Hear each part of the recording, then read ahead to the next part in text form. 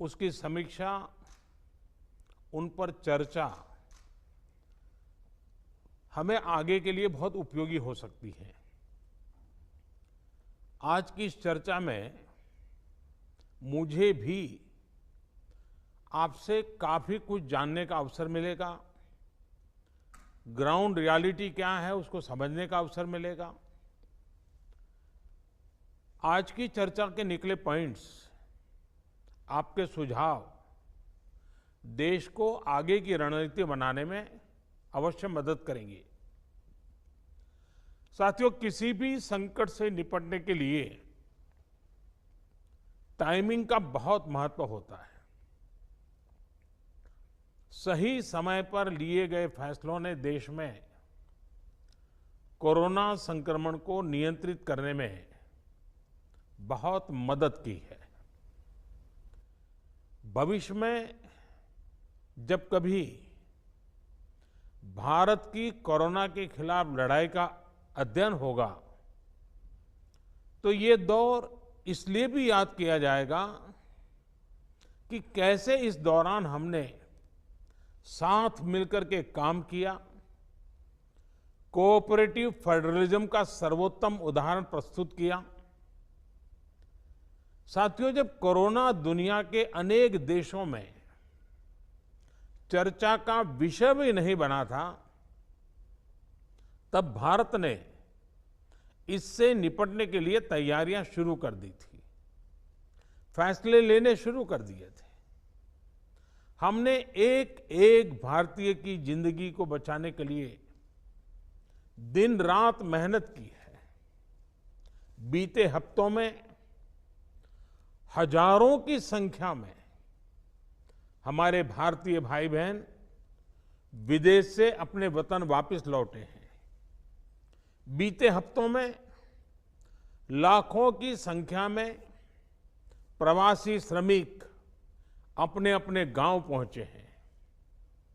Rail, road, air, सी सारे मार्ग करीब करीब अब खुल चुके हैं। लेकिन इसके बावजूद, हमारी इतनी जनसंख्या होने के बावजूद भारत में कोरोना संक्रमण उस जैसा विनाशकारी प्रभाव नहीं दिखा पाया जो दुनिया के और देशों में कोरोना ने आफत पैदा की है। दुनिया के बड़े बड़े एक्सपर्ट्स, हेल्थ के जानकार, लॉकडाउन और भारत के लोगों द्वारा दिखाए गए अनुशासन की आज भारी चर्चा हो रही है। आज भारत में रिकवरी रेट 50% से ऊपर चला गया है। आज भारत दुनिया के उन देशों में अग्रणी है जहां कोरोना संक्रमित मरीजों का जीवन बच रहा है। कोरोना से किसी की भी मृत्यु दुखद है। हमारे लिए किसी एक भारतीय की भी मृत्यु असहज करने देने वाली है। लेकिन ये भी सच है कि आज भारत दुनिया के उन देशों में है जहां कोरोना की वजह से सबसे कम मृत्यु हो रही है। अब अनेक राज्यों के अनुभव आज आत्मविश्वास जगाते हैं कि भारत कोरोना के इस संकट में अपने नुकसान को सीमित करते हुए आगे बढ़ सकता है, अपनी अर्थव्यवस्था को तेजी से संभाल सकता है। साथियों, बीते 2 हफ्ते के अनलॉक 1 ने हमें एक बड़ा सबक ये भी दिया है कि अगर हम नियमों का पालन करते रहें, सारे दिशा निर्देशों को मानते रहे, तो कोरोना संकट से भारत को कम से कम नुकसान होगा। इसलिए मास्क या फेस कवर, उस पर बहुत ज्यादा जोर देना अनिवार्य है, आवश्यक है। बिना मास्क या फेस कवर के घर से बाहर निकलने की अभी कल्पना करना भी सही नहीं है। ये जितना खुद उस व्यक्ति के लिए खतरनाक है, उतना ही उसके आसपास के लोगों के लिए भी।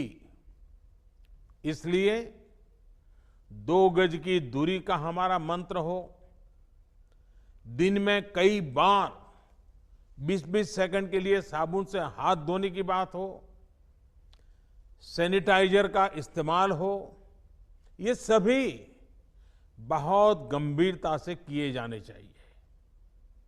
खुद की सुरक्षा के लिए, परिवार की सुरक्षा के लिए, विशेषकर घर के बच्चों और बुजुर्गों की सुरक्षा के लिए ये बहुत जरूरी है।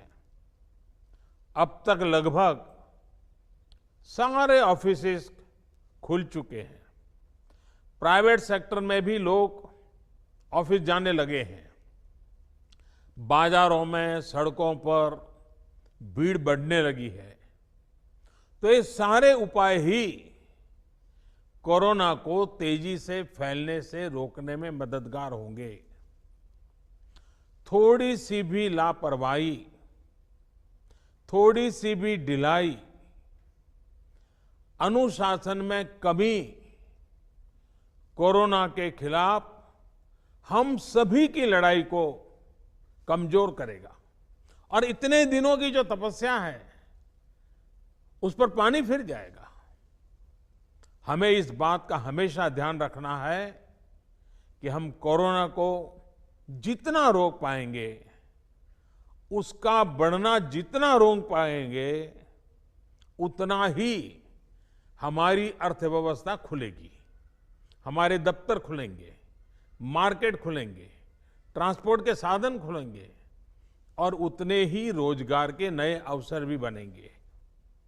साथियों, आने वाले दिनों में अलग अलग राज्यों में इकोनॉमिक एक्टिविटी का जिस तरह विस्तार होगा, उससे मिले अनुभव दूसरे राज्यों को भी बहुत लाभ पहुंचाएंगे।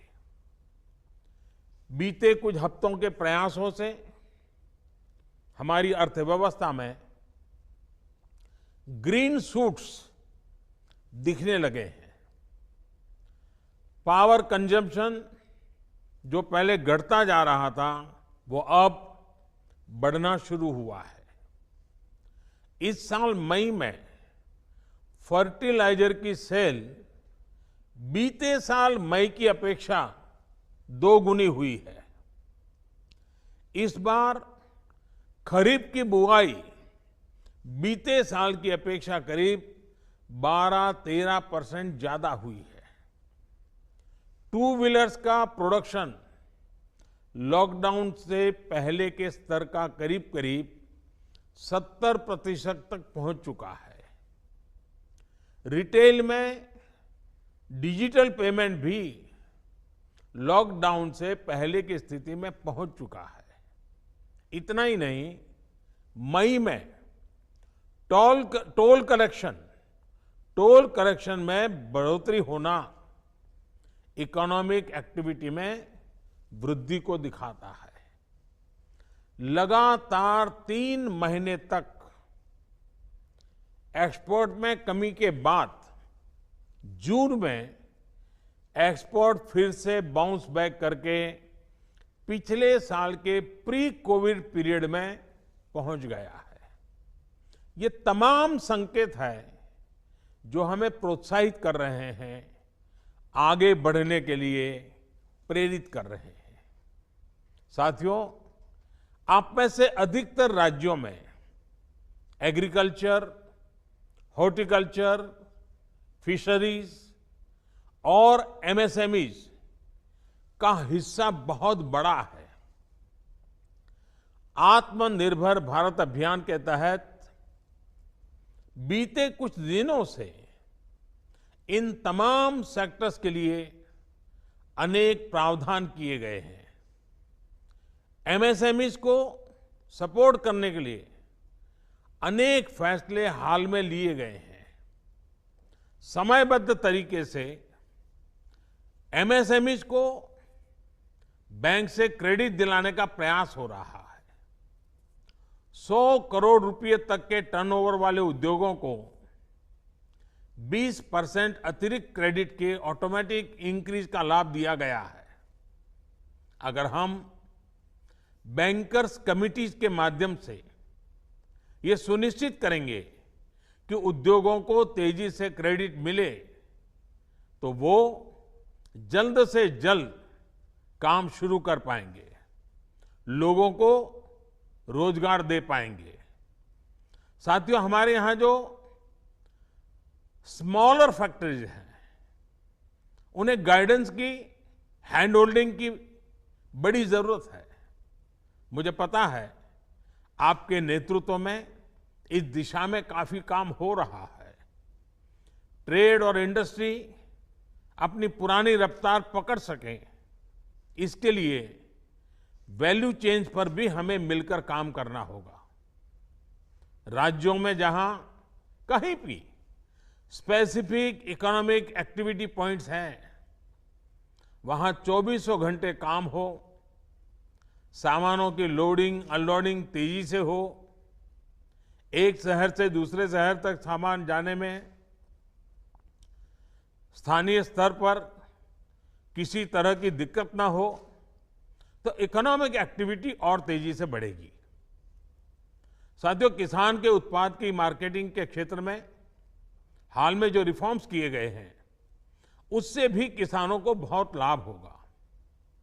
इससे किसानों को अपनी उपज बेचने के लिए नए विकल्प उपलब्ध होंगे, उनकी आय बढ़ेगी और खराब मौसम के कारण, स्टोरेज के अभाव के कारण उनको जो नुकसान होता था, उसे भी हम कम कर पाएंगे। जब किसान की आय बढ़ेगी तो निश्चित रूप से डिमांड भी बढ़ेगी और राज्य की अर्थव्यवस्था की गति भी बढ़ेगी। विशेष तौर पर नॉर्थ ईस्ट और हमारे आदिवासी इलाकों में फार्मिंग और हॉर्टिकल्चर, इसके लिए अनेक अवसर बनने वाले हैं। ऑर्गेनिक प्रोडक्ट्स हो, बाम्बू प्रोडक्ट्स हो, दूसरे ट्राइबल प्रोडक्ट्स हो, उनके लिए नए मार्केट का द्वार खुलने वाला है। लोकल प्रोडक्ट के लिए जिस क्लस्टर बेस्ड रणनीति की घोषणा की गई है, उसका भी लाभ हर राज्य को होगा।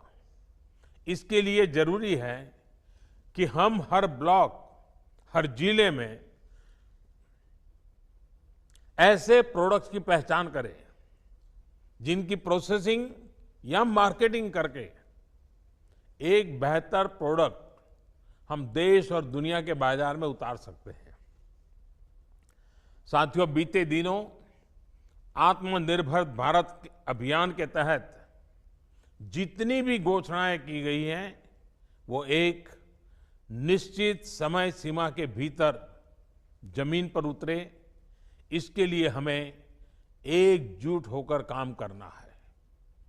इस पृष्ठभूमि में कोरोना से लड़ाई और इकोनॉमिक एक्टिविटी से जुड़े आपके जो सुझाव हैं, जो तैयारियां हैं, वो जानने के लिए मैं बहुत उत्सुक हूं और मुझे पक्का विश्वास है कि अनुभव के आधार पर आपकी जो बातें आएगी, वो आने वाले रणनीति बनाने में बहुत काम आएगी। मैं गृह मंत्री जी से आग्रह करता हूं कि वे आगे की चर्चा का संचालन करें